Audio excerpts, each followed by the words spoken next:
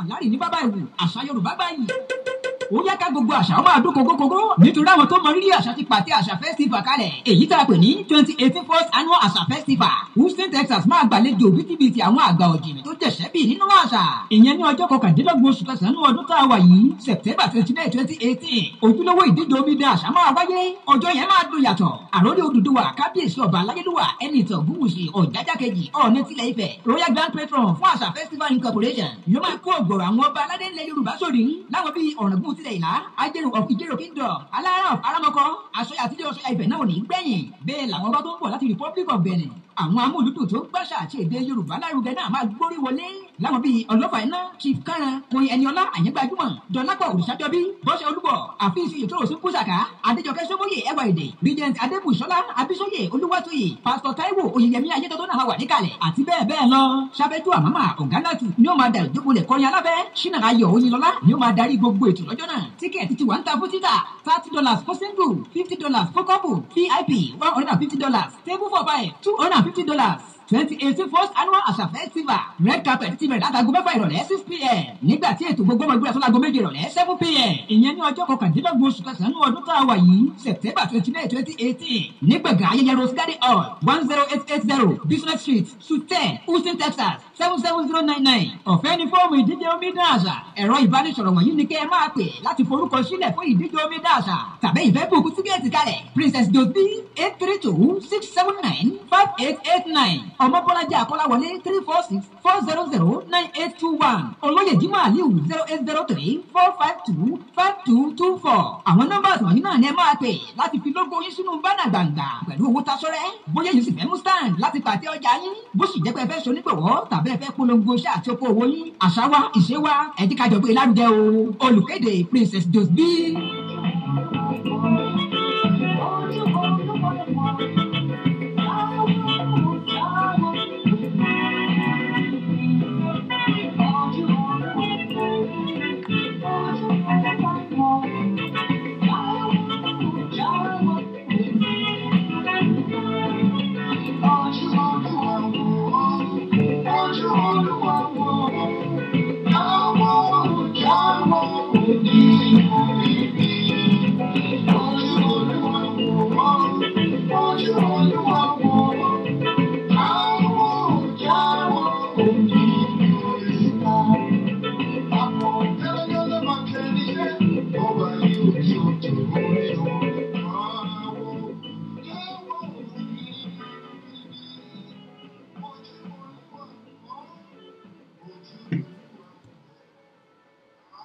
Ògo ni fún Ọlọ́run lókè ọ̀run, ọba tó tún jẹ́ ká tó rí ọjọ́ òní, òun la ó máa yìn, òun la ó máa gbéga. Sáàmù ni màá fi wọlé lénìí, ṣùgbọ́n kí n tó tẹ̀síwájú ẹ má gbàgbé pé orí ètò Ojú Olúwa tí ẹ ti ń dúró dè lórí rédíò Wonderful Radio, Just Be FM Radio tó kalẹ̀ sí ìlú Texas. Ẹ ṣe mọ̀ pé tí ẹ bá ń wo rédíò yìí ẹ máa rí oríṣiríṣi ètò, inú ẹ̀ náà ni Ojú Olúwa yìí náà ló wà. Mo kọ́kọ́ fi àkókò yìí mo fi dúpẹ́ lọ́wọ́ Ọlọ́run kó fún wa ní oore ọ̀fẹ́ tó tún ní ká tó pàdé lénìí bí a ṣe ṣe ti ọjọ́ mẹ́jọ. Ẹ má gbàgbé orúkọ tèmi ni Prophet Dr. Káyọ̀dé ọmọ Adébíyì, a lè pè mí ní KK tí ọ̀pọ̀lọpọ̀ mọ̀ mí sí gẹ́gẹ́ bí alias. Mo dúpẹ́ ojú tí ẹ fi ń wo ètò yìí kò ní fọ́, etí tí ẹ fi ń gbọ́ kò ní di. mo fi ń dá yín lójú pé gbogbo ọkàn tó bá darapọ̀ mọ́ wa lórí ètò yìí tó dẹ̀ gbàgbọ́ ó di dandan kí irú ọkàn náà ó padà wá dúpẹ́ kó yin Ọlọ́run lógo torí gbogbo ògo tí Olúwa ní. Ó dà kò burú bí mo ṣe sọ fún yín ẹ má jẹ́ gbàgbé Psalm 24 ni Olúwa fún mi pé kí n fi wọlé sórí ètò yìí lénìí. Ṣé ẹ ti gbé Bíbélì yín níbẹ̀ kó tó di pé a gbàdúrà? Ẹ jẹ́ ká sáré kọ́kọ́ ka sáàmù yìí ná. Ó ní tí Olúwa ní ilẹ̀ àti ẹ̀kún rẹ̀, ayé àti àwọn tó tẹ̀dó sínú rẹ̀, ó fìdí rẹ̀ sọlẹ̀ sórí òkun, ó gbé kalẹ̀ sórí àwọn ọ̀sán omi. Ta ni ó gun orí òkè Olúwa lọ? Tàbí ta ni ó dúró níbi mímọ́ rẹ̀? Ẹni tí ó ní ọwọ́ mímọ́ àti àyà fífún, ẹni tí kò gbọ́kàn rẹ̀ sókè sí asán, tí kò sì búra ẹ̀tàn, ni yóò rí ìbùkún gbà àti òdodo lọ́wọ́ Ọlọ́run ìgbàlà rẹ̀. Ọba ńlá, ọba tó ga, yóò rí ìbùkún gbà. Ẹ jẹ́ ká wo ibẹ̀ yẹn dáadáa, ní ọwọ́ Ọlọ́run ìgbàlà rẹ̀. Ó dà kò burú, ẹ gbé orí yín sókè ẹ̀yin ẹnu ọ̀nà, ká jùmọ̀ gbé yín sókè ẹ̀yin ilẹ̀kùn ayérayé. Ọba ògo kó sọ̀kalẹ̀ kó bọ́ sí orí ètò yìí fún wa, kó gún wá sí orí ètò yìí, kó máa bá wa lọ. Kí gbogbo ọkàn tó bá darapọ̀, gbogbo ọkàn tó ń gbọ́ àti tó ń rí lọ́wọ́lọ́wọ́ báyìí, yálà lórí Facebook ní o, lórí YouTube ní o, àbẹ́ ń wo direct ní, kí ẹ bẹ̀rẹ̀ sí máa rí ìdáláre, kí ìbùkún Ọlọ́run kó bẹ̀rẹ̀ sí máa bá yín gbé, kọ́kàn yín kó balẹ̀, gbogbo ohun tó ń dà yín lọ́kàn rú yẹn, kí ìyanu Ọlọ́run kó bẹ̀rẹ̀ sí máa ṣẹlẹ̀ nínú ayé yín, kí ẹ gbàgbé gbogbo ogun àti ìdààmú tó dé bá yín. Bẹ́ẹ̀ lórí, àṣẹ rẹ̀ ti gùn. Ẹ gbé orí sókè ẹ̀yin náà lẹ́ẹ̀kan sí, ká jùmọ̀ gbé sókè ẹ̀yin ilẹ̀kùn ayérayé, kí ọba ògo kó sọ̀kalẹ̀, kó wọ ibi ìwá, kó bá wa pé lórí ètò yìí, àti olùdarí àwọn tó wà ní stúdíò lọ́tùn lósì, kó wọ Ọlọ́run alààyè kó sọ̀kalẹ̀, kó jẹ́ kí ìyanu kó bẹ̀rẹ̀ sí máa ṣẹlẹ̀ nínú ayé oníkálukú wa. Èmi tí mo fẹ́ sọ̀rọ̀ lénìí, kí n má sì sọ, kí n má sọ̀rọ̀ láti inú ọkàn mi wá, kí n má sọ̀rọ̀ láti inú ara wa, kí ẹ̀mí mọ́ gbé mi wọ̀, kí iṣẹ́ ìyanu ṣẹlẹ̀. Ó dà kò burú, ẹ jẹ́ ká gbàdúrà ògo ni fún Ọlọ́run lókè ọ̀run. Bàbá, mo dúpẹ́ nítorí pé ẹ ṣeun pé ẹ tó fún wa ní àǹfààní lénìí. Ògo ni fún orúkọ yín. Ẹ̀yin náà la máa gbéga nítorí pé ẹ̀yin ọba tó bẹ̀rẹ̀ ayé yìí, ẹ̀yin náà lọ́ba tó máa parí ẹ̀. Ẹ̀yin lọ́ba tó máa fún olóyún, tí ẹ fún ọmọ sínú olóyún tí kò sẹ́ni tó mọ bí ọmọ yẹn ṣe débẹ̀. Ẹ̀yin lọ́ba tó tún máa sọ pé àkókò tó tó fún aláboyún náà láti tún bí ọmọ náà. Gbogbo nǹkan lẹ ti ṣe ní ìgbà àti ní àkókò. Ẹ tún ti fún wa ní àkókò lọ́jọ́ tòní láti pàdé lórí ètò yìí. Ọ̀pọ̀lọpọ̀ àwọn ènìyàn ni wọ́n ti dúró báyìí tí wọ́n fẹ́ gbọ́, àwọn tó fẹ́ share ẹ̀, àwọn tó fẹ́ sọ fún àwọn ènìyàn pé wá wò ó lórí ètò yìí. Lórúkọ Jésù mo gbàdúrà, gbogbo tí a bá ti tú, ẹ máa bá wa tú. Ohun gbogbo tá a bá ti dè, ẹ máa bá wa dè. Ẹ fún ayé ní kẹ́ ẹ gún wá síbí, ẹ darí ètò náà. Nítorí pé ẹ ti ṣe, ògo ni fún orúkọ yín. Jésù Olúwa wa, àmín. Àmín. Ògo ni fún Bàbá, ògo ni fún Ọlọ́run. Mo kí yín níbikíbi tí ẹ bá ti ń wò mí ní orígun mẹ́rin àgbáyé, níbikíbi tí ẹ ti ń wò mí. Táìmù wa ó yàtọ̀ síra wa. Bí Ọlọ́run ṣe ti ṣe ètò ilé ayé yìí nìyẹn. Àwọn tó ń wo Nàìjà, táìmù tí wọ́n ń wò ó yàtọ̀. Àwọn tó ń wò l'Amẹ́ríkà, tó wò ní Canada àti ní Europe, ní gbogbo orígun mẹ́rin àgbáyé tó fi dé Asia, l'Africa countries everywhere. Gbogbo wa pátápátá tí à ń wo ètò yìí lọ́wọ́lọ́wọ́, àkókò wa yàtọ̀ síra wa bí Olúwa ti ń ṣe iṣẹ́ ẹ̀ nìyẹn. Olúwa sọ fún mi lénìí pé kí n bá wa sọ ọ̀rọ̀ kan kó tó di pé a tún lọ sínú àwọn àdúrà kan, àti tí Ọlọ́run bá ní tó fẹ́ bá wa sọ, àtúnsọ. Ojú Olúwa ni ètò. Ìdí tí ojú Olúwa fi wáyé ni wípé Olúwa fi yé mi pé ọ̀pọ̀lọpọ̀ àwọn ènìyàn ní wọn ò mọ ìrìn àjò ayé wọn, ibi tí ó yẹ kí wọ́n tẹrí sí. Wọ́n wá ń gba ọ̀nà tí kò yẹ kí wọ́n gbà. Nǹkan á bẹ̀rẹ̀ sí ní wọ́ fún wọn, wọn wá lè ṣe àṣeyọrí. Ṣùgbọ́n tí ojú Olúwa bá ti ń bá wa lọ, ojú Olúwa yóò máa darí, gbàbí má gbàbí. Tí a bá dẹ̀ ti fi etí sílẹ̀ sí ọ̀rọ̀ tí Olúwa bá bá wa sọ, bí Olúwa ṣe ń darí wa tó ń fojú ẹ̀ bá wa lọ, ìyanu á ṣẹlẹ̀ nínú ayé wa. Mósè wípé bí Olúwa ò bá bá wa lọ, àwa ò ní lè lọ sí ìrìn àjò náà. Ìyẹn ni pé tí ojú Olúwa bá tẹ̀síwájú nínú ayé wa, tó bá tẹ̀lé wa lọ sí ogun tá a bá lọ, ó di dandan ká rí ìyanu Olúwa. Àwọn ọmọ Ísírẹ́lì nígbà tó máa kúrò ní oko ẹrú, ojú Olúwa ló bá wọn jáde nínú Egypt lọ sí ilẹ̀ ìlérí níbi tí a mú wọn lọ. Mo wá ń gbàdúrà fún ẹnìkan tó ń wò mí lọ́wọ́lọ́wọ́ báyìí wípé ilẹ̀ ìlérí tìrẹ tó ti ṣìnà tó mọ̀nà débẹ̀, ibi tí Ọlọ́run ń gbé ẹ lọ, ohun tí Ọlọ́run fẹ́ sọ ẹ́ dà láyé, tó jẹ́ wípé àwọn ọ̀tá wọ́n ti jì ẹ́ lọ́nà, wọ́n ti da ìrìn àjò rẹ rú, wọn jẹ́ kó mọ ibi tó máa gbà. O ti gbà wájú, ò rọ́nà bá lọ, ó gbẹ̀yìn, ò rọ́nà bá lọ, ó ṣètọ̀tún, ó ṣètòsì, oríṣiríṣi àìdíà tó kún ọkàn rẹ ló ti lò, ó rí ọ̀nà bá lọ. Èmi ń jẹ́ kó yé ẹ wípé tí o bá ti gba Olúwa láàyè nínú ayé rẹ kó máa darí ẹ lọ, tí ojú Olúwa bá ti ń tẹ̀lé ẹ, ó di dandan kí ìyanu Olúwa kó ṣẹlẹ̀ nínú ayé rẹ. Ojú Olúwa ẹ náà yóò tún máa jẹ́ kó yé wa pé àwọn ibi tí a bá ti ṣe àṣìṣe tó yẹ ká try láti ṣe ìtàwọn Yorùbá ń pè ní pé ká correct mistake wa. Gbogbo ibikíbi tí a bá ti ṣe àṣìṣe tó jẹ́ pé àwa gan ni a yẹ̀ kúrò ní ìlànà Olúwa ni ọ̀rọ̀ wa fi rí bó ṣe rí. Ẹ jẹ́ ká sáré ṣe àtúnṣe bí a ṣe ń gbọ́ ètò yìí lọ́wọ́. Wọ́n mọ̀ pé a lè ṣe àtúnṣe. Bàbá dẹ̀ ti ń ṣe àtúnṣe. Ọlọ́run náà á padà sí ilé ayé wa láti ṣe ayé wa bí ó bá ṣe fẹ́ kó rí. Kò ní jẹ́ bí àwa ṣe fẹ́ kó rí. Bí Olúwa bá ṣe fẹ́ kó rí nínú ayé wa, ìyẹn ló ṣe pàtàkì jù. Malachi chapter 3, ìyẹn ìwé Málákì orí 3 tí ẹ bá ka ẹsẹ̀ 7, ó jẹ́ kó yé wa wípé nígbà tí àwọn ọmọ Ísírẹ́lì wọ́n yapa kúrò ní ọ̀nà tí Ọlọ́run tó fi wọ́n sí, torí pé wọ́n jẹ́ kí ojú Olúwa tó wà lára wọn tó ń tì wọ́n, tó ń bá wọn lọ, wọ́n jẹ́ kí ojú Olúwa yẹn kó máa darí wọn mọ́. Wọ́n bẹ̀rẹ̀ fúnra ara wọn, wọ́n bẹ̀rẹ̀ sí ń darí ara wọn bí ọ̀pọ̀lọpọ̀ náà ṣe ń darí ara rẹ̀ nítorí ìwé kíkà, nítorí ọpọlọ, nítorí àwọn ìmọ̀, nítorí wípé ó ti rí ìrírí ayé, àbí kó máa wò pé lágbájá ṣe báyìí, èmi náà gbọ́dọ̀ ṣe báyìí. So gbogbo àwọn nǹkan wọ̀nyí ó ti jẹ́ kí àwọn ọmọ Ísírẹ́lì wọ́n yapa kúrò ní ìlànà tí Ọlọ́run fi wọ́n sí.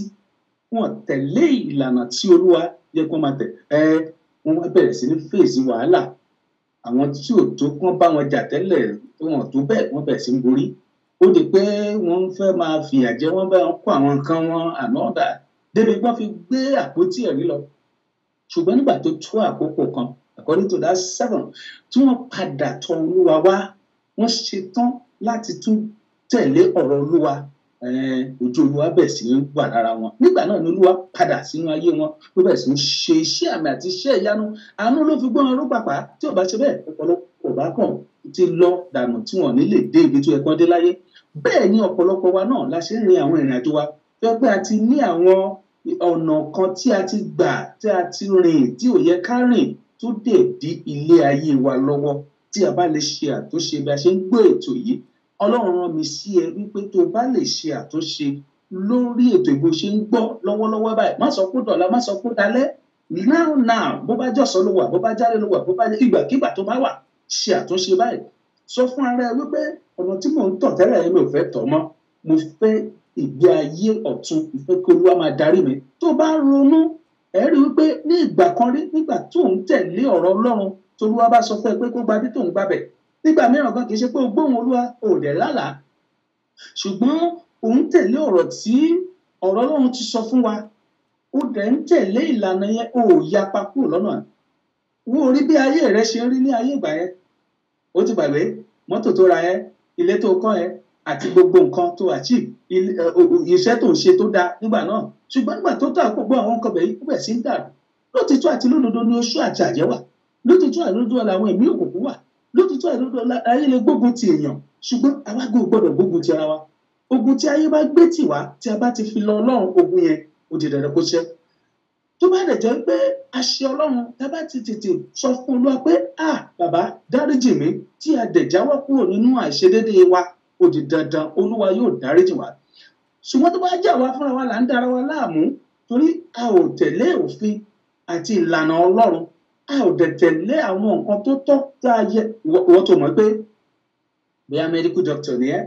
ọ̀ bóyá o jẹ́ broadcaster, bí àwọn olóòtú mímì, àbò jẹ́ anything,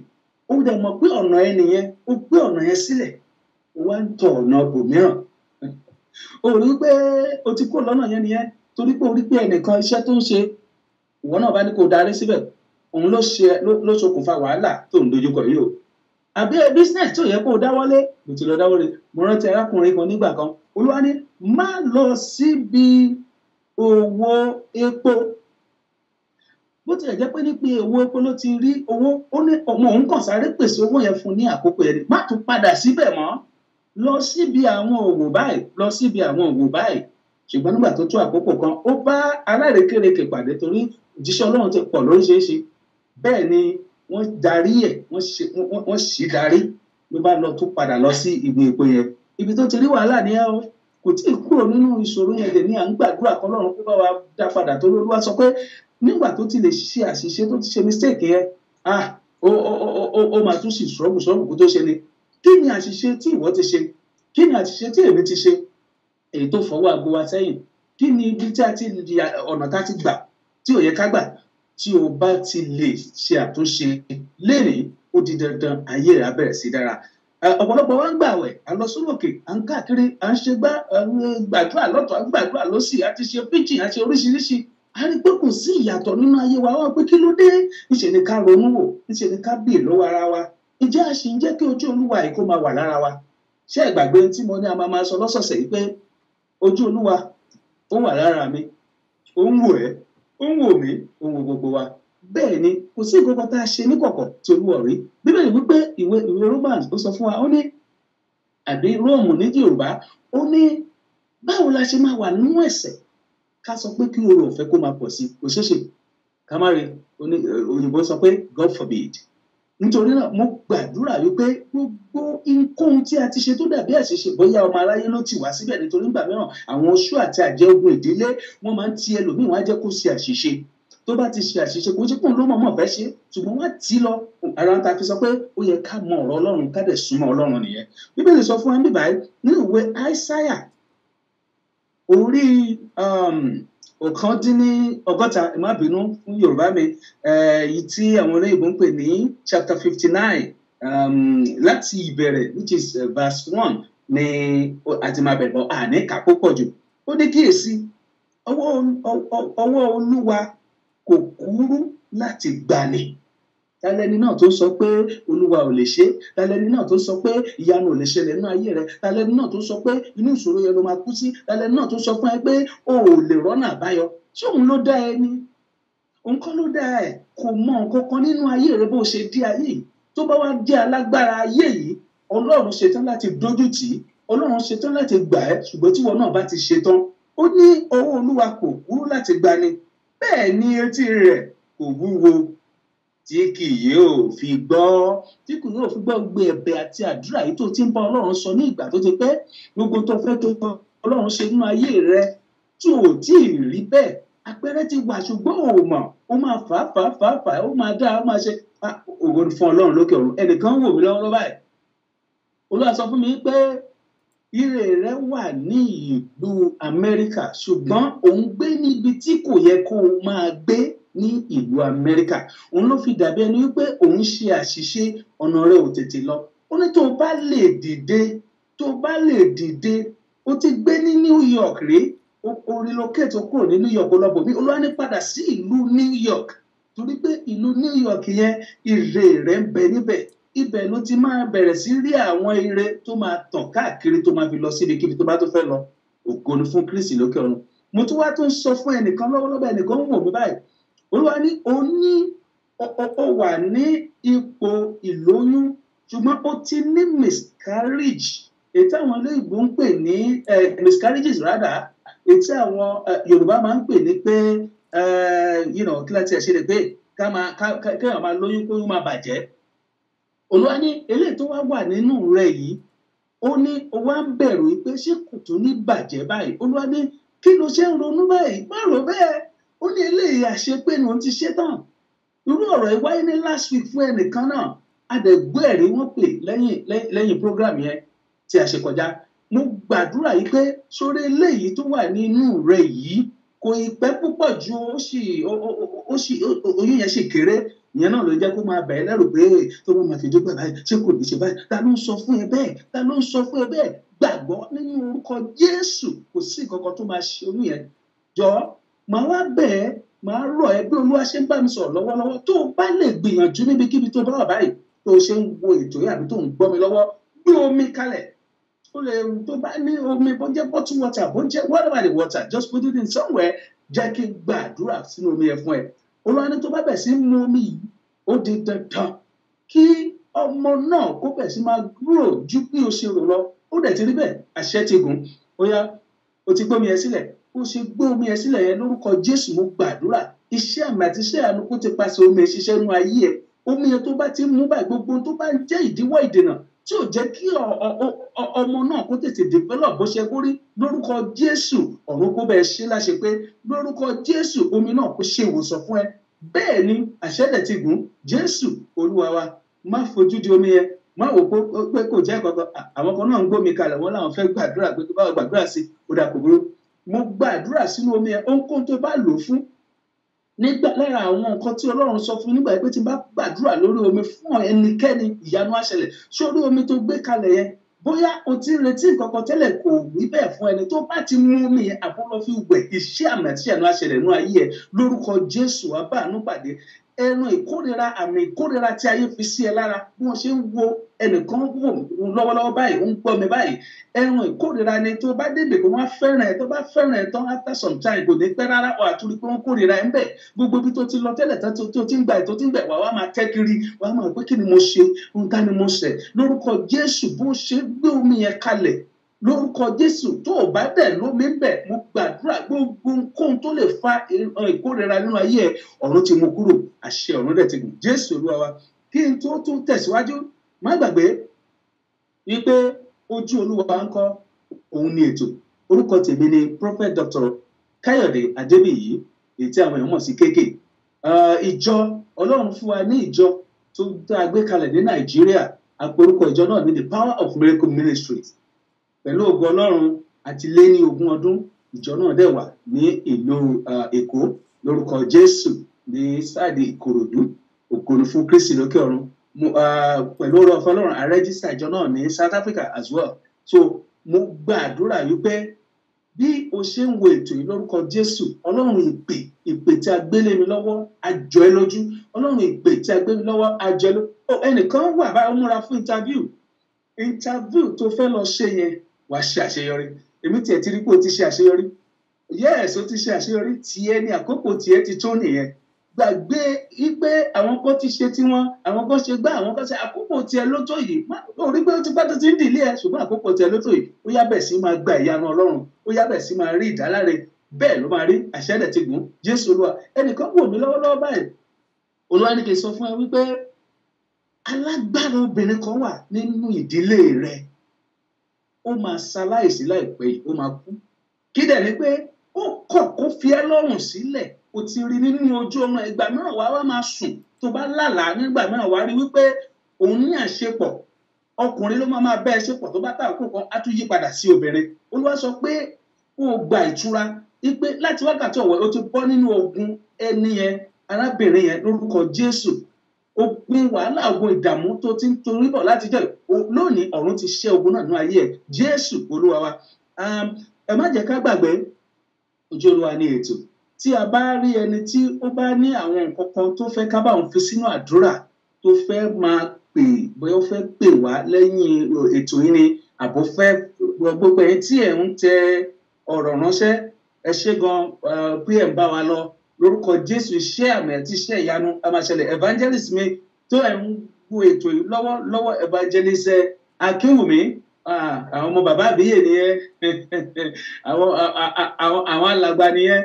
lórúkọ Jésù mú gbàdúrà ogun tẹ̀ ń fẹ́ tẹ̀ ń lépa tẹ́ fẹ́ kọ́ lọ́run ṣe àṣefò yín Mrs. Adegbite everybody tó ń wo ètò yìí lè máa dárúkọ ètò pọ̀ jù lórúkọ Jésù mú gbàdúrà iṣẹ́ àmì tí àná máa ṣẹlẹ̀ nínú ayé yín ọkàn yín á dẹ̀ balẹ̀ ó ti rí bẹ́ẹ̀ ẹ gbọ́ ẹ ní àdúrà 4 tí a fẹ́ gbà kó tó di pé à ń lọ díẹ̀ nìyẹn torí ọjọ́ ń lọ àlèmọ́jọ́ so lókùn lórúkọ Jésù Ọlọ́run tó ti jẹ́ ká darapọ̀ lórí ètò á ṣe ìyanu ayé wa jọ bá mi gba àdúrà yìí Olúwa fún mi ní ọ̀rọ̀ yẹn ó ní kí n sọ fún àwọn ènìyàn ká gba àdúrà yìí ó nítorí pé ẹnìkan wà tí wọ́n ti ta ní ọfà ní ọjọ́ tó ti pẹ́ ojú ọfà yẹn kò pẹ́ tó ṣẹ̀ṣẹ̀ ń lọ níbi sáìdì ẹ̀gbẹ́ òsì báyìí ló wà. Ó ní Ọlọ́run wá dẹ̀ tí wọ́n ń gbà ẹ́ là.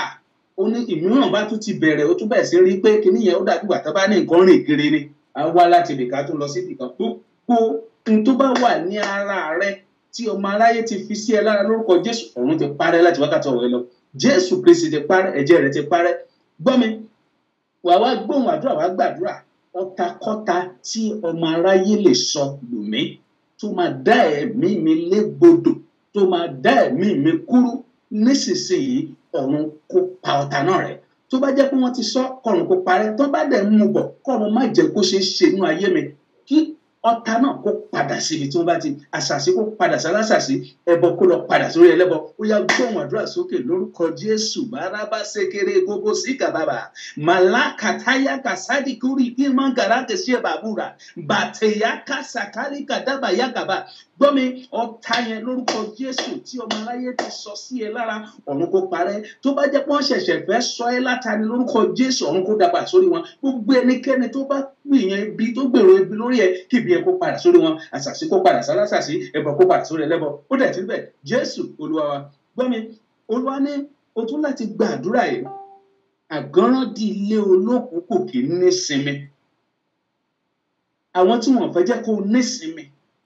Ọlọ́run alààyè kó dìde báyìí nítorí ikú orí igi àgbélébùú àti ẹ̀jẹ̀ rẹ̀ tí a ta sílẹ̀ lórí igi Káfárì. Àjíǹde Jésù Kristi, ẹni tí ó bá fẹ́ jẹ́ kó nísinmi, òun ni kó má nísinmi. Ó yá gba àdúrà yìí pé àgánràn di olókùú kò nísinmi. Gbogbo ẹni tó bá lóhùn ní jẹ́ kí nísinmi, èmi lágbájá ọmọ lágbájá, ó yá onítọ̀ báyìí kó má nísinmi. Bẹ̀rẹ̀ sí gbàdúrà, gbọ́dọ̀ gbóhùn àdúrà sókè níbi tó bá wà lórúkọ Jésù. Olúwa Ọlọ́run alààyè, gbogbo ẹnikẹ́ni tí ò bá fẹ́ jẹ́ kí àwọn tó ń gbọ́ mi lọ́wọ́ ẹ̀ kó nísinmi, gbogbo ẹnikẹ́ni tí ò bá jẹ́ kó ní ìfọ̀kànbalẹ̀ tó yẹ pé wọ́n ṣe ń kú nínú ogun kan náà ń bọ́ sí kan, lórúkọ Jésù, ó yá ìsinmi kó dé bá wọn, ogun kó lọ dé bá ológun lórúkọ Jésù. Gbogbo àwọn tó fẹ́ kó nísinmi yẹn, àgánràn di olókùú kì í nísinmi, wọ́n máa nísinmi. Ó dẹ̀ ti bẹ̀ Jésù Olúwa wa. Ó kù àdúrà mẹ́rin tí a ṣe máa gbà sí. Gbọ́ mi, wàá gbóhùn àdúrà sọ pé gbogbo ẹnikẹ́ni tó fẹ́ pa fìtílà ọjọ́ ẹ̀yẹ rẹ, kábà sẹ́rí kùrí kàbálàkà, gbogbo ẹnikẹ́ni tó bá fẹ́ pa fìtílà ọjọ́ ẹ̀yẹ rẹ. Imagine olùmí àṣìṣe àṣe gbogbo àforíṣe àṣe gbogbo nígbà tó bá yẹ kó máa jèrè iṣẹ́ ẹ̀ báyìí, wọ́n kàn máa mẹ́mẹ́ ẹ̀ lọ́dún, wọ́n kàn máa kú ni. Ẹlòmíì báyìí ìgbà tó bá ń ṣiṣẹ́ tó bá ń tẹ̀síwájú tó bá ń lọ ìgbà tó bá yẹ kọ́nà ẹ̀kọ́ là ní akọ̀dédé rí pé ẹlòmíì ìgbà yẹn gan ló máa kú, ìgbà míì ló bá wà lórí àìsàn, ló yẹ kó máa jèrè sọ́wọ́ ẹ̀ kó máa gbádùn. Wá gba àdúrà, gbóhùn àdúrà sókè pé gbogbo ẹnikẹ́ni, ọkùnrin ni, obìnrin ni, ọmọdé ni, tó bá sọ wípé fìtílà ọjọ́ ẹ̀yẹ mi òun máa pa, ọ̀run kò lù ú pa. Gbóhùn àdúrà sókè lórúkọ Jésù. Ọlọ́run ìyà àti agbára mú gbàdúrà. Gbogbo ẹnikẹ́ni tó fẹ́ pa fìtílà ọjọ́ ẹ̀yẹ mi, gbogbo ẹnikẹ́ni tó fẹ́ jẹ́ kí gbàdúrà fìtílà ọjọ́ ẹ̀yẹ rẹ, gbogbo ẹni tó fẹ́ pa láti wákàtí ọ̀wọ̀ àbí nǹkan tó múnú ẹ̀ dùn. Wọ́n ní àrídùnnú mi má máa jẹ́ òdàrí pòṣé o, àrídùnnú mi má máa jẹ́ òdàrí pòṣé o, ohun tó ń pa mí láyọ̀ ó má pa mí lẹ́kún, ni mo ṣe tọ̀ Ọlọ́run alààyè, àrídùnnú mi má máa jẹ́ òdàrí pòṣé o. Ṣe rí ẹlòmíràn báyìí inú àwọn máa dùn ọkà balẹ̀, gbogbo nǹkan bẹ̀ sí máa da tó bá ti dé wọ́n kàn mú báyìí wọ́n sọ sínú ìbànújẹ́. Orí fìtílà nìyẹn, fìtílà ní ọmọ ẹ̀ náà, fìtílà ní ìyàwó ẹ̀, fìtílà ní ọkọ ẹ̀, fìtílà ní gbogbo wàhálà, gbogbo iṣẹ́ tó ti ń ṣe látijọ́ yìí tó fẹ́ dèrè ẹ̀ níbi iṣẹ́ ẹni, kọ́ máa jẹ́ lówó, kọ́ máa sanwó ẹ̀, kọ́ máa ṣe gbá àbí kó ran àwọn kan lówó, kọ́ máa dá owó ẹ̀ padà. Ó fẹ́ ṣe nǹkan ẹ̀yẹ, ọjọ́ nǹkan ẹ̀yẹ wọ́n bàjẹ́ fún ẹ lórúkọ Jésù. Gbogbo ẹnikẹ́ni tí ìṣẹ̀lẹ̀ bẹ́ẹ̀ bá ti ṣẹlẹ̀ sí àbójú ẹ̀fẹ́ ṣẹlẹ̀ sí, mo gbàdúrà, mo wọnú ẹ̀jẹ̀ Jésù Kristi lọ, o ti rí ìdáláre, ó dẹ̀ ti rí bẹ́ẹ̀ Jésù lọ. Ó yá tún gbàdúrà ìsìn ó kù mẹ́ta. Nígbà náà làwọn máa ṣe kí ni, làwọn máa round up díẹ̀. Ó yá gbàdúrà ilé sọ pé ó yá àpólà ìbùkún tí ọmọ aráyé tí wọ́n ti dí tí wọ́n jẹ́ kó farahàn, ó yá Olúwa yá. Sórí tí àpólà tó bá fẹ́ lagi, tó bá ti gbé àké sókè tó ń ṣe báyìí tó fẹ́ là, nígbà míì igi a máa yí bọ́rọ́, ṣùgbọ́n tó bá ti lè lára ìtìgì ẹgbẹ́ sọ̀nà méjì tó pín tọ̀rọ̀ wà á bẹ̀rẹ̀ sí máa pè bó wá sí ìwé ló sì máa ṣe. Sórí àpólà ire rẹ, ayọ̀ rẹ, ìbùkún rẹ, ìgbéga rẹ, ìlọsíwájú rẹ tí ọmọ aráyé ò fẹ́ jẹ́ kó là yẹn, ó yá ọ̀run kó bẹ̀rẹ̀ sí là. lórúkọ Jésù àáké ẹ̀mí mímọ́ kó bẹ̀rẹ̀ sí máa fọ́ tútú iṣẹ́ àmì àti iṣẹ́ kó bẹ̀rẹ̀ sí máa ṣẹ̀nú ayé ọ̀rọ̀ ti jáde báyìí bí mo ṣe ń sọ̀rọ̀ àṣẹ tẹ̀ ti tẹ̀lé wà bẹ̀rẹ̀ sí máa rí ìdáláre ọkàn rẹ̀ á bẹ̀rẹ̀ sí máa balẹ̀ sórí tó ti ṣe tẹ́lẹ̀ tó lọ síwájú yẹn ó yá padà lọ tún ṣe báyìí wà bẹ̀rẹ̀ sí máa rí àánú gbà gbogbo tó ti ń ṣe tẹ́lẹ̀ tó ń bàjẹ́ tó ń dàrú tó ń ṣubú tó ń dìde tó ń ṣubú dìde ó ṣògùn àṣubú dìde nínú ayé ẹ̀ mọ́ ó yá gbà bẹ́ẹ̀ àṣẹ rẹ̀ ti gùn Jésù Olúwa wa ó yá gbóhùn àdúrà ilé náà sókè sọ wípé ohunkóhun tó jẹ́ pé ó máa ń fa eṣinṣin nínú ayé mi sórí eṣinṣin ò kí máa ń dédé lọ síbì kan àkìtàn ló máa ń fà àbí nǹkan ìdẹ̀tí ló máa ń fà tí eṣinṣin I used to pray this prayer in English màá ní anything tó bá máa attract flies in my life kó ní wà kó bá mi mú kúrò ìwọ náà wàá gbàdúrà whatever at all that is attracting flies in your life tó jẹ́ pé eṣinṣin ni nǹkan tó dá wa máa wá máa yé ṣé wọn nìkan ni ṣé wọn ni kí ló dé tó jẹ́ wọn ló máa fèsì gbogbo wàhálà tẹ́lẹ̀ mi ò kí ń fèsì kí ló dé òde kì í ṣe èèyàn burúkú èèyàn dáadáa ní òun gbàdúrà ń lọ ṣọ́ọ̀ṣì òun súnmọ́ lọ́tọ̀ ń ṣe gbogbo ẹ̀ mi ò sọ káwọn tí wọ́n tiẹ̀ tí súnmọ́ náà tó ṣùgbọ́n àwọn kan wà wọ́n súnmọ́ náà ọlọ́run kan tó ṣe ìṣòro oore ọ̀fẹ́ fún wọn sórí wàá gbàdúrà nǹkan tó ń ṣokùnfà wípé tí ìdánwò fi dé bálé ayé òun náà ní eṣinṣin yẹn wàá sọ fún ọlọ́run gbogbo tó lè bá ṣokùnfà nínú àgọ́ ara rẹ kọ́lọ́run kúrò tó bá jẹ́ wọn ló ń ṣàṣìṣe ni tó bá jẹ́ ègún kan ló ti wà lórí ẹni gbàdúrà kókó lọ́run báyìí mú kúrò lórúkọ Jésù mú gbàdúrà ìgúnkègún àbóǹkóhun tó bá wà nínú àgọ́ ara rẹ tó ń fa eṣinṣin ìbànújẹ́ eṣinṣin àìríjẹ tó àrímọ́tọ́ eṣinṣin ká máa ṣàṣedànù eṣinṣin káwọn èèyàn máa disappoint ẹ lọ́tún lọ́sì ó yá gbàdúrà lórúkọ Jésù kó lọ àkómọ kúrò àṣẹ rẹ̀ ti gùn Jésù Olúwa wa ó yá ẹyọ kan tó kù yìí má fi ṣeré níbikíbi tó bá wà di orí ẹ mú kò di ẹlẹ́dàá ẹ mú ẹlẹ́dàá ò gbọ́dọ̀ gbàbọ̀dé orí ẹ ò gbọ́dọ̀ máa lè rú kíkà síkà máríà kàtà sàkà ràkíṣùkè má lè kẹ́dá bá lè àdàbà sórí ẹlẹ́dàá ò gbọ́dọ̀ gbàbọ̀dé a rí ẹlòmíràn báyìí ire tí ẹ bá wà kàn gbé fẹ́ lómi ni ẹlẹ́dàá gbàbọ̀dé nìyẹn ẹlòmíì báyìí wọ́n bá ti ń pè báyìí òun ló ti gba kọ́ọ̀lù the next tó máa gbọ́ ní pé anígbòkò kò ṣeé ṣe mọ́ wọ́n ti fẹ́ lómi ẹlẹ́dàá gbàbọ̀dé nìyẹn orí ẹ̀ ò gbọ́dọ̀ kàdúà ẹlẹ́dàá ò gbọ́dọ̀ gbàbọ̀dé ẹlòmíì bá tó bá porí ẹ̀ láì dá ojú ẹsẹ̀ ní kíákíá náà máa rí mú wọ́n á dẹ̀gbẹ́ ẹlòmíì pé wọ́n múrúkọ ẹ̀ lọ káàkiri lọ́sì kò sí kankan tó máa ṣẹlẹ̀ sí gbàdúrà Olúwa má jẹ́ kó rí mi gbàbọ̀dé ẹlẹ́dàá mi má jẹ́ ó gbàbọ̀dé má jẹ́ kí n wọnú wàhálà ayé tí mi nílé yọmọ́ ó yá sọ fún Ọlọ́run gbàdúrà orí mi má jẹ́ ó kàdúà ẹlẹ́dàá mi má jẹ́ ó gbàbọ̀dé Jésù Olúwa mo gbàdúrà ní wákàtí ọ̀wọ́ pé gbogbo ojú tó ń wò mí àti etí tó ń gbọ́ mi ẹlẹ́dàá yín ò ní gbàbọ̀dé lórúkọ Jésù ẹlẹ́dàá yín ò ní gbàbọ̀dé wàhálà ò ní dé bá yín lórúkọ Jésù orí yín ò ní kàdúrà kò ní kọ àdúrà lórúkọ Jésù ogun wàhálà ìdààmú tí dé bá ní tí wọ́n máa sọ pé kí ló wá dé sóun nìkan ni Ọlọ́run kò mú kó nù ayé ọkàn ẹ̀ kó balẹ̀ ó dẹ̀ ti bẹ́ẹ̀ Jésù Olúwa wa gbọ́ mi èèyàn mẹ́rin kan wà tí Olúwa sọ fún mi wípé a ó fi owó dá wọn lọ́lá orí kásádà múlí kásádà kiri kára kúbi pẹ̀lú síbà yà mo mà dúpẹ́ o mo mà bẹ́ẹ̀ yọ ọ́ mo congratulate ẹ níbi kí a ó fi owó dá ẹ lọ́lá mi ò mọ bí owó yẹn ṣe máa wá mi ò mọ bó ṣe máa rí àánú yẹn gbà mi ò mọ bí àwọn èèyàn ṣe máa fi ọlá tó máa fi yíwá ẹ rí bóyá àbíṣẹ́ ló ti máa ní gbèga ni bóyá o máa bá àwọn aláàánú kan pàdé tó máa ṣàánú fún ẹni èmi gan claim ẹ lórúkọ Jésù mi gan gbà á lórúkọ Jésù tèmi ni ṣé tiẹ̀ ni ó yá sọ pé bẹ́ẹ̀ ni tèmi ni lórúkọ Jésù bẹ́ẹ̀ ló dẹ̀ ṣe máa rí Jésù Olúwa gbọ́ mi méjì tó kù tí mo fẹ́ sọ yìí ní ìran yìí kó tó di pé mo kúrò níbà jọ ẹnìkan wà báyìí ọjọ́ ẹ̀yẹ ń bọ̀ níwájú ẹ̀ wọ́n fẹ́ ṣe nǹkan ìnáwó fẹ́ ṣe bí ìnáwó fẹ́ ṣe bá jọ gbé àdúrà dáadáa kó tó lọ síbi ìnáwó yẹn ìyanu á dẹ̀ ṣẹlẹ̀ mo rí pé ìnáwó yẹn ó di alátagbà ni ní ẹbíṣẹ́bí lórúkọ ó dẹ̀ wà lára àwọn tó pé kò sí òun lè yẹ lórúkọ Jésù ọ̀run kó bẹ́ẹ̀ ṣe wà dẹ̀ bá àánú pàdé ṣùgbọ́n gba àdúrà kó tó lọ wádìí sí Jésù Olúwa wa ẹnìkan wà ní bíbá tó ń wò mí lọ́wọ́ Olúwa sọ fún mi pé àrùn ọkàn ayé fẹ́ fi ogun àrùn ọkàn ìtàn pè ní heart wọ́n fẹ́ fi dààmú ẹ lórúkọ Jésù bóyá o ti ń rí àpẹẹrẹ díẹ̀ ní o máa rìn bẹ́lẹ́bẹ́lẹ́ láti sú ẹ wá ti máa ní ó ti sú ẹ ó ti rẹ̀ ẹ́ nìyẹn gbogbo ẹni tó fẹ́ fi àrùn ọkàn àbí àìsàn ọkàn tó fẹ́ fi dà láàmú lórúkọ Jésù ọ̀run kó tú ẹ sílẹ̀ ọkàn ẹ kó balẹ̀ ó dẹ̀ ti rí bẹ́ẹ̀ láṣẹ ti bàbá ó ti rí bẹ́ẹ̀ Jésù Olúwa àmín àmín lórúkọ Jésù adúpẹ́ lọ́wọ́ Ọlọ́run fún oore ọ̀fẹ́ tó fún wa tá bá ní ká máa bá a lọ bẹ́ẹ̀ àní tètè kúrò lórí ètò yìí àwọn ẹlòmíràn dẹ̀ láti ṣe ètò lórí ètò yìí ó dà kò burú wọ́n ní wọ́n fún wa ní oore ọ̀fẹ́ sí láti tẹ̀síwájú Jésù Olúwa wa Ọlọ́run á túbọ̀ bàbá mi ṣàánú fún iléeṣẹ́ rédíò yìí Just Be Radio Just Be Radio in Houston, Texas. Ẹ jọ̀ọ́ ẹ máa bá mi fi àdúrà ràn wọ́n lọ́wọ́. Ètò kan ń bọ̀ náà tó ń pariwo báyìí tó fẹ́ wáyé láìpẹ́ yìí kọ́lọ́run kó rìn kí ìyanu ṣẹlẹ̀ kó lọ́wọ́ fúnra rẹ̀ jẹ́wọ́ agbára ẹ̀ ó dẹ̀ ti rí bẹ́ẹ̀ Jésù Olúwa gbọ́ mi ó dà kò burú jẹ́ ká lọ sínú àdúrà mẹ́ta kan sí àdúrà eléyìí tó fẹ́ gbà ìbò Olúwa ṣe fi hàn mí lọ́wọ́lọ́wọ́ yìí ó ní sọ fún mi pé Olúwa là mí lójú ẹlòmíì wà nínú ẹlòmíì kan rìn ní ó kàn ṣe ni kò mọ ibi tó ń lọ kò mọ ìrìn àjò ayé ẹ̀ mọ́ wo Olúwa là mí lójú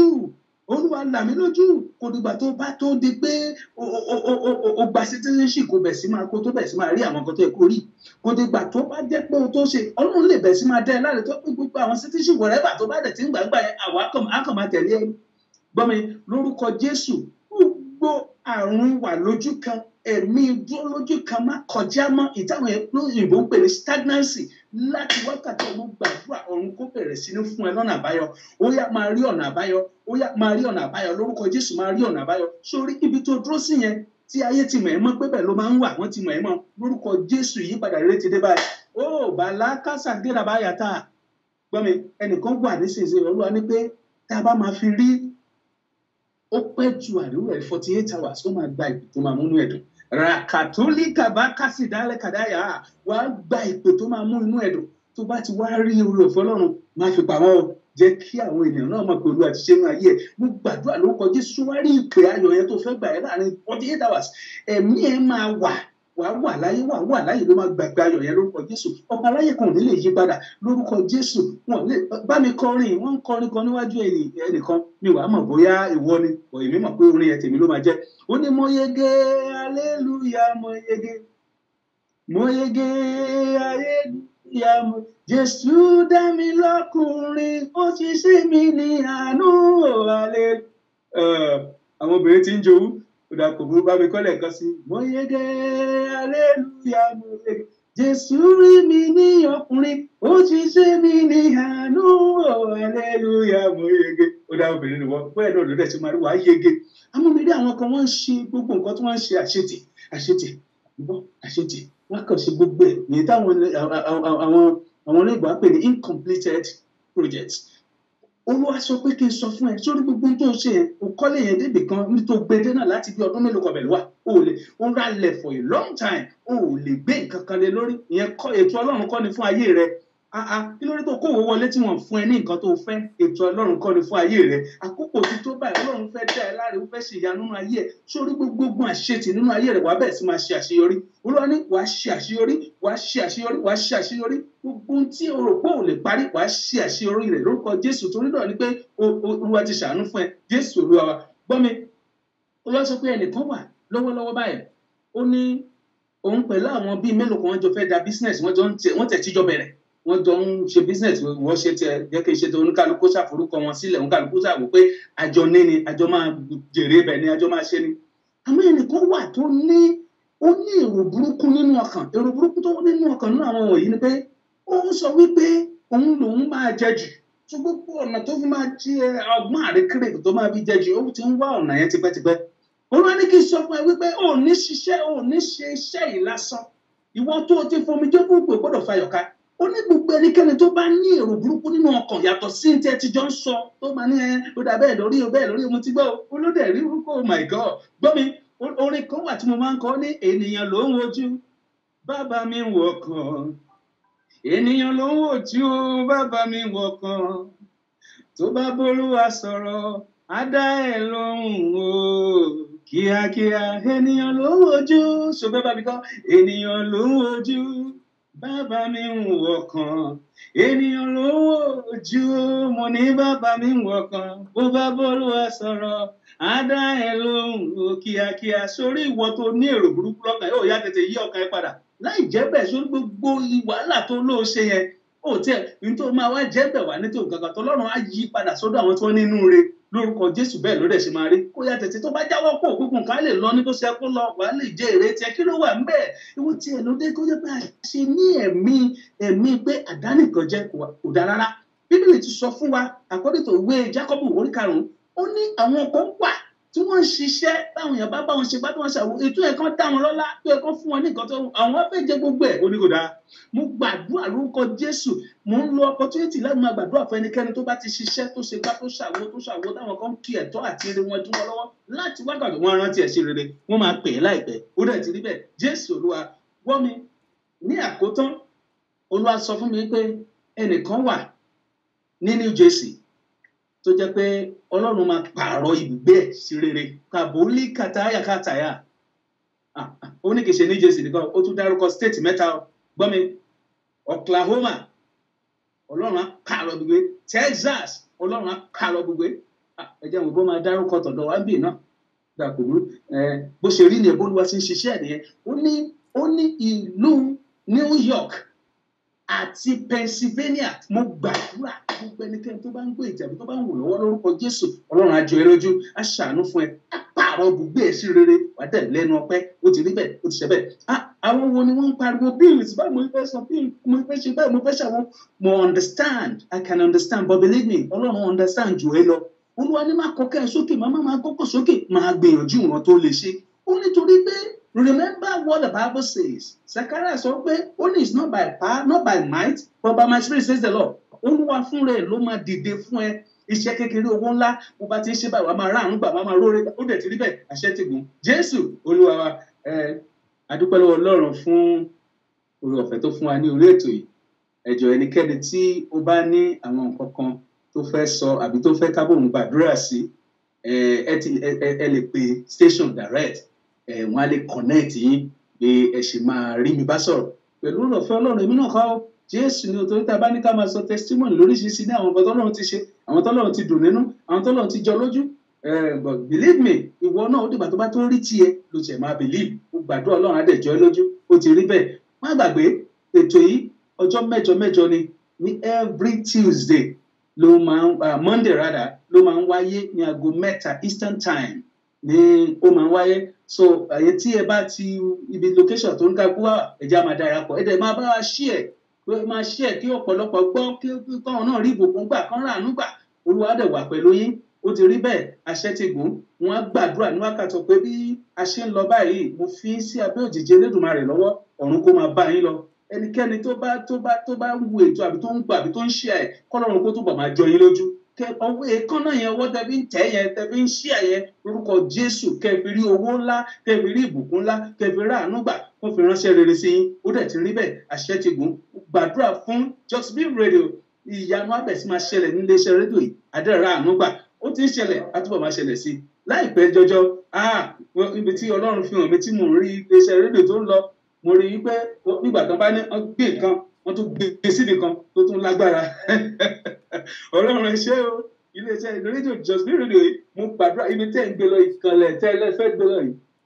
there is this connection tẹ́ ẹ fẹ́ mú wá connection yẹn àwọn èèyàn wá bẹ̀rẹ̀ sí máa wò ó ní àwa dìrún tó jẹ́ pé àwọn èèyàn máa ní ìbálẹ̀ ti lọ èmi náà bá ti lọ sí o èmi náà mo ń fojú wọn tẹ́lẹ̀ pé bá kò jẹ́ kankan ní ya bá jẹ́ kán tẹ̀ ẹ́ jẹ́ Ọlọ́run á ṣe ìyanu iléeṣẹ́ rédíò yìí Ọlọ́run kó gbé sókè ó dẹ̀ ti rí bẹ́ẹ̀ Jésù Olúwa wa mo gbọ́ mi bó ṣe wá ń lọ bí mo ṣe ń fi ẹ́ lẹ̀ báyìí àdúrà méjì ìjọ máa bá mi gbà á kó tó dọjọ́ mẹ́jọ mo dẹ̀ fẹ́ kó wó dáadáa ogun tí ó dìde sí mi ní ayé yìí tó jẹ́ pé àtinú àlá ló ti bẹ̀rẹ̀ Ọlọ́run ò dìde bá mi ṣe ogun náà láṣẹ wọlé ogun tó dìde sí mi nínú ayé tí mò ń dojúkọ tó jẹ́ pé Ọlọ́run ò dá mọ́ mi inú àlá ló ti bẹ̀rẹ̀ Ọlọ́run ò fún mi ní ìṣẹ́gun ó wà ní làlákàlà mọ́ ẹnìkan ṣe gbà tó lálàá ó lálàá mọ́júmọ́ ìní ni ó dàbí gbà tó bá ní pé ó ń làágùn ni mo gbàdúrà lórúkọ Jésù aláìbí aláwàlà ọ̀run á dá padà síbi tó ti wá kò ní ṣẹlẹ̀ ẹ lórí Jésù Olúwa wa gbọ́ mi tún gba àdúrà eléyìí sọ wípé Olúwa o ohun tí wọ́n ń pè ní ẹkún alẹ́ má jẹ́ kí n bá wọn sún o ò rí ọdún tó pé báyìí tó yẹ kó jẹ́ pé bó ṣe yẹ kó máa bẹ̀ sí gbádùn kó máa jẹ́ kó wọ́n fẹ́ kọ́ tí wọ́n sẹ́kún alẹ́ ò ní sunkún alẹ́ yálà lórí ọmọ ni lórí ọkọ ni lórí ìyàwó ni ò ní sunkún alẹ́ lórí ẹbí ẹni ò ní sunkún alẹ́ Olúwa ní ẹnìkan ń wò mí lọ́wọ́ báyìí ikú tó yẹ kó jẹ́ tiẹ̀ ó máa gbàbò mí lọ kì í ṣe pé a fi yọ̀ pé ẹni tó fẹ́ kú yẹn kú bọ̀t Ọlọ́run ti kọ kádàrá pé ìwọ ò ní bá wọn kú ikú òjijì sórí pé ó sí òjijì yẹn ọlọ́run ti fọ́ kúrò níwájú ẹ̀ báyìí lórúkọ jésù ẹlẹ́rù afẹ́rù ẹ̀ gbé lórúkọ jésù ó dẹ̀ ti rí bẹ́ẹ̀ àṣẹ ti gùn gbọ́ mi àwọn àgàn wọn náà ń wò mí lọ́wọ́lọ́wọ́ yìí olúwa ránṣẹ́ sí ẹ o àgàn tó ń wò mí lọ́wọ́lọ́wọ́ olúwa ránṣẹ́ sí ẹ o ó ní wò ó má sunkún má ronú mọ́ gẹ́gẹ́ bí Shina Peter ti kọrin ó ní àgàn má ronú mọ́ ọmọ ń bọ̀ àgàn má ronú mọ́ ọmọ ń bọ̀ olúwa tó dárúkọ ẹ̀ ó ti dá lágbájá lóhùn ó dá Sarah lóhùn ó dá Hannah lóhùn yóò dá ẹ lóhùn torí wípé kò sí ẹnikẹ́ni tó rọrùn wípé yóò yàgàn láyé gbogbo wa ló níbi sí o wà á máa rí ibi sí o wà á máa rí ìbùkún nílàrùn níwọ̀rùn ní gúúsù dáhùn olúwa ó yá gbé ọwọ́ lé ikùn rẹ kí n gba àdúrà fún ẹ lórúkọ Jésù sórí bí ọ̀lẹ́ ṣe sọ ní inú Elizabeth nígbà tí Maria visit ẹ lórúkọ Jésù ọ̀lẹ́ ayọ̀ kó máa sọ nínú ẹ ó dẹ̀ ti rí bẹ́ẹ̀ ọ̀lẹ́ ayọ̀ kó máa sọ olúwa ní kí wá extend the prayers to ọ̀pọ̀lọpọ̀ tí wọ́n wà because when we are talking about or looking for a pregnancy something like that but believe me ẹnikẹ́ni tó bá jẹ́ pé wà tó jẹ́ pé ó bá rẹ̀ ní.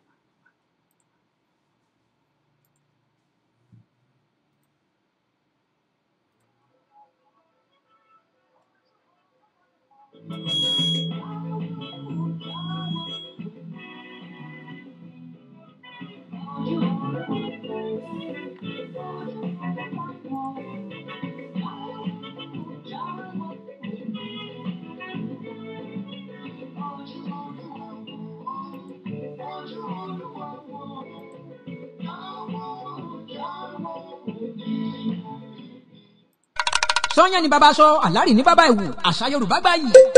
ó yá ká gbogbo àṣà ó máa dún kókókókó nítorí àwọn tó mọ rírì àṣà ti pàtẹ àṣà festival kalẹ̀ èyí tá a pè ní 2018 first annual àṣà festival Houston Texas máa gbàlejò bítíbitì àwọn àgbà ọ̀jìnì tó jẹ̀ṣẹ́ bì nínú àṣà ìyẹn ní ọjọ́ kọkàndínlọ́gbọ̀n oṣù kẹsàn-án ọdún tá a wà yìí September 29 2018 ojúlówó ìdíje omidan àṣà máa wáyé ọjọ́ yẹn máa dùn yàtọ̀ àròlé Odùduwà kábíyèsí ọba aláyélúwà ẹnìtàn Ògúnwùsì Ọ̀jájá kejì Ọọ̀ni tilẹ̀ Ifẹ̀ Royal Grand Patron fún àṣà festival incorporation ló máa kó ògbòrò àwọn ọba aládé ńlẹ̀ Yorùbá sórí láwọn bíi Ọ̀ràngún tilẹ̀ Ìlá Ajérò of Ìjérò Kingdom Alára of Aramọkọ Aṣọya àtijọ́ Ọ̀ṣọ́ya Ifẹ̀ náà ò ní gbẹ̀yìn bẹ́ẹ̀ làwọn ọba tó ń bọ̀ láti Republic of Benin àwọn amúlùdùn tó ń gbàṣà àti èdè Yorùbá lárugẹ náà máa gbórí wọlé láwọn bíi Ọlọ́fà iná Chief Kánran Queen Ẹniọlá Àyẹ́gbajúmọ̀ Dọ̀lápọ̀ Òrìṣàjọbí Bọ́sẹ̀ Olúbọ̀ Àfíìsì Oyètòrò Sínkúsàká Adéjọkẹ́ Sómóyè Ẹwà Èdè Regent Adébùsọ́lá Abísóyè Olúwatóyè Pastor Táíwò Oyèyẹmí Ayétótó náà wà níkàlẹ̀ àti bẹ́ẹ̀ bẹ́ẹ̀ lọ Ṣàfẹ́jú Àmàmà Ọ̀gánàtù ni ó máa dàrí jóbolẹ̀ kọrin aláfẹ́. tábà ń lọ tábà ń bọ̀ ká ṣá máa bọ̀ dáadáa kójú burúkú máa ṣe wò wá rárá èyí tó bá dẹ̀ wò wá kó yá fọ́ ní instanta ni. Ṣínà Ayọ̀ Oyinlọ́lá ni ó máa darí gbogbo ètò lọ́jọ́ náà tíkẹ́ẹ̀tì ti wà ń ta fún títà $30 for single $50 for couple VIP $150 table for five $250 2018 first annual àṣà festival red carpet ti bẹ̀rẹ̀ látago 6 ìrọ̀lẹ́ 6 p.m. nígbà tí ètò gbogbo ọmọ gbéra sọ́lago 7 ìrọ̀lẹ́ 7 p.m. ìyẹn ní ọjọ́ kọkàndínlọ́gbọ̀n oṣù kẹsàn-án ọdún tá a wà yìí September 29 2018 nígbàgà ayẹyẹ Rose Garden Hall 10880 Business Street Suite 10 Houston Texas 77099 ọ̀fẹ́ ní fọ́ọ̀mù ìdí ìdíje omidan àṣà. ẹ̀rọ ìbánisọ̀rọ̀ wọ̀nyí ni kẹ́ ẹ máa pè láti forúkọ sílẹ̀ fún ìdíje omidan àṣà. tàbí ìfẹ́ bùkú tíkẹ́ẹ̀tì kalẹ̀ Princess Josby 832-679-5889 Ọmọbọ́lájà Akọ́láwọlé 346-400-9821 Olóyè Jimoh Aliu 0803-452-5224. àwọn nọ́mbà wọ̀nyí náà ni ẹ máa pè láti fi lógo yín sínú bánà gbàǹgbà pẹ̀lú owó tasọ́rẹ́. bóyá yín sì fẹ́ mú stand láti pàtẹ ọjà yín, bó sì jẹ́ pé ẹ fẹ́ ṣonígbọ̀wọ́ tàbí ẹ fẹ́ polongo iṣẹ́ àti oko òwò yín, àṣà wa ìṣe wa ẹ jẹ́ ká jọ gbé lárugẹ o. olùkéde Princess Josby. èyí tó bá dẹ̀ wò.